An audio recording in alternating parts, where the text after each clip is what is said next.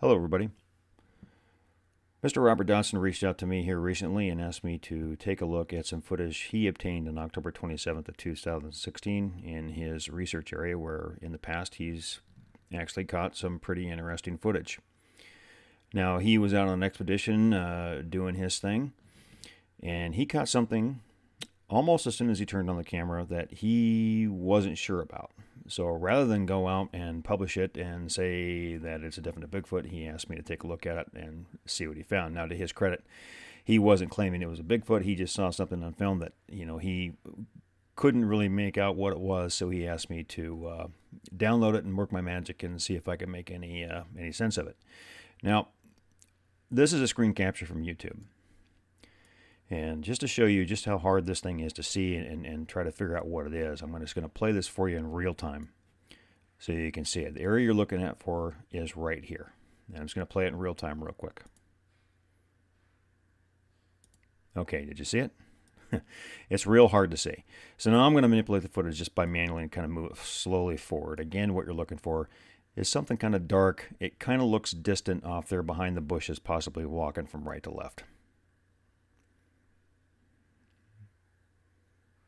And that's about it.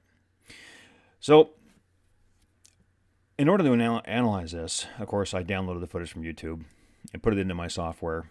And that allows me to, first of all, most importantly, is to be able to manipulate the footage frame by frame.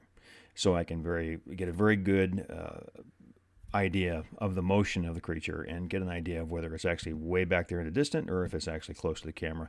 And in this case, I was pretty rapidly able to determine that what you're seeing here is actually pretty close to the camera.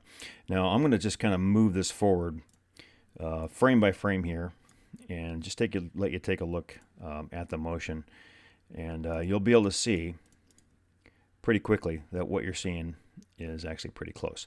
Now, what I was able to determine right off the bat is that the motion you're seeing is actually motion that's being caused by the camera. The motion of the object, which is right here, is 100% coincides with the motion of the camera itself.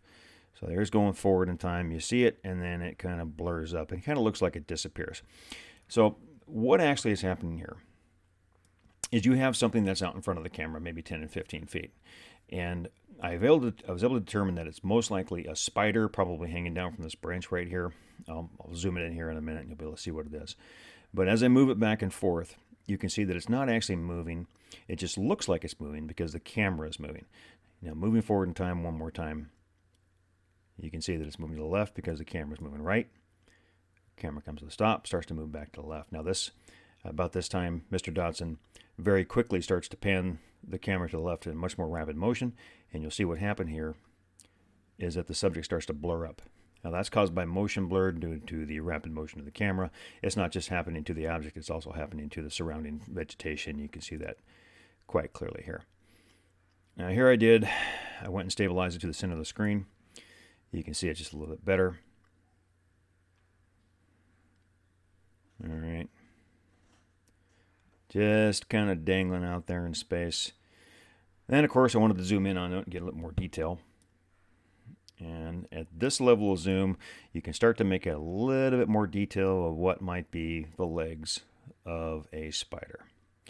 So this is a good video to kind of point out some of the things that can happen when you're out there filming, and how the camera can kind of fool you into thinking there's something actually distant.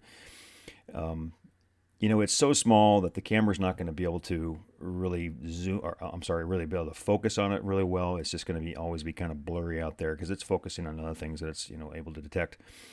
And another thing I really wanted to point out here, this really points to the integrity of Mr. Dodson. There is a virtual sea of so-called Bigfoot researchers out there, and I've done this before, where people have said, "Hey, if anybody has an explanation for this, let me know." And when I gave an explanation of it not being Bigfoot, just being a play of light or something else, well, they weren't too happy with my analysis. But Mr. Dodson was very gracious about it. He 100% agreed with what I had and asked me to release this analysis video. So kudos to him. I think the man's doing a great job out there. He's one of the few out there whose motives are to advance the research of this species, and he's not just out there tooting his horn or trying to make himself a name or make money on YouTube. This man's a real deal. So thank you, Mr. Dodson, for allowing me to help you with this.